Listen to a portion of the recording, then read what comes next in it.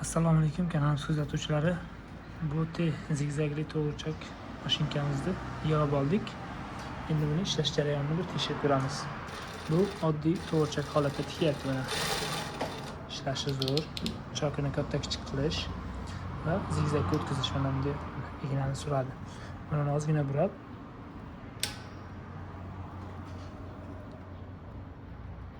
o'zimizga kerakli me'yorga qo'yib qotiramiz mana bu ikkitasini. Va mana buni tiklashni boshlaymiz buni. Zigzag tashlaydi. Mana chokini qancha maydalashtirsak, shuncha zich tikadi.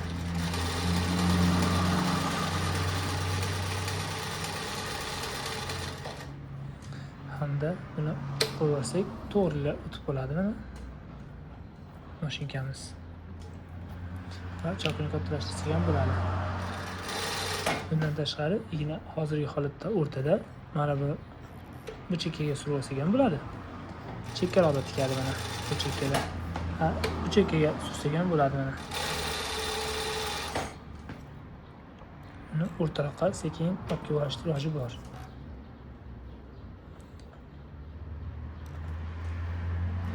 Yangi bo'lganligi sababli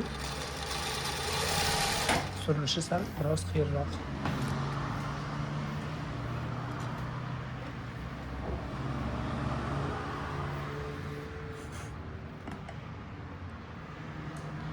To'g'rilganlarni ko'rishingiz mumkin mana.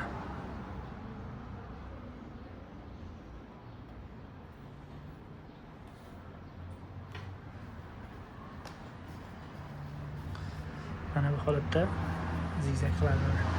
Orqa tomoni, mana bu old tomoni. To'g'richoq hamda zigzag materiallar chetini ishlashga ham bularda qulay bo'ladi. Ko'rsatib o'tamiz hozir.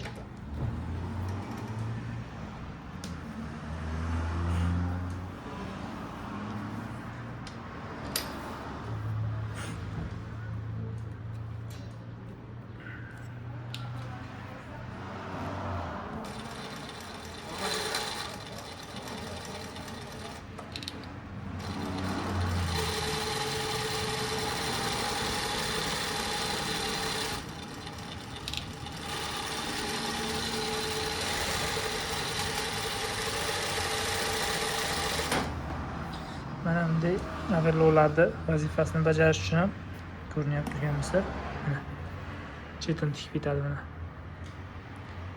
Qancha mana bu chokini zigzag qilib turgan tepeda mayda qilsak, shuncha zich bo'ladi. Kimga shunaqa sifatli mashinalar kerak bo'lsa, aloqaga chiqishlari mumkin. Pastda nomerlarni yozib qoldiramiz. Manzilimiz Bog'dod tumani, Dehqon bozor ro'parasida. Biz mana bunday materiallarni ham tikib ko'rdik. Material tanlaydimi yo'qmi degan maqsadda mana ko'rishingiz mumkin. Bu orqa tarafi, mana bu old tarafi. Bu eng cho'ziluvchan material bo'ladi.